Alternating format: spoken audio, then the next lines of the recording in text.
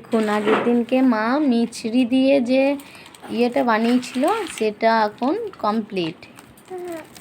এবার এটাকে মিক্সিতে ভালো করে পেশাই করতে হবে। তো এখানে কি কি দিচ্ছি দিয়ে দেখাচ্ছি।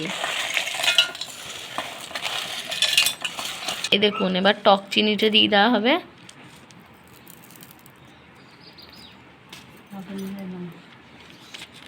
এবার একটু স্বাদ অনুযায়ী লবণ দিয়ে নেবো।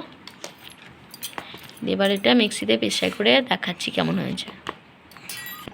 এই দেখুন আমাদের গ্লুকন-ডি রেডি হয়ে গেছে।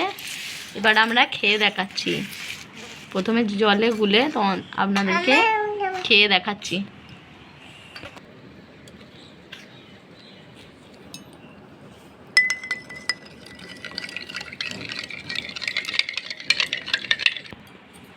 এই দেখুন এবার মা একটু খেয়ে দেখুক।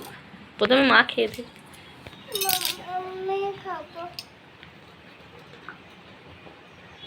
দারুণ হয়েছে, টক মিষ্টি হয়েছে তো, লেবু ফ্লেভার।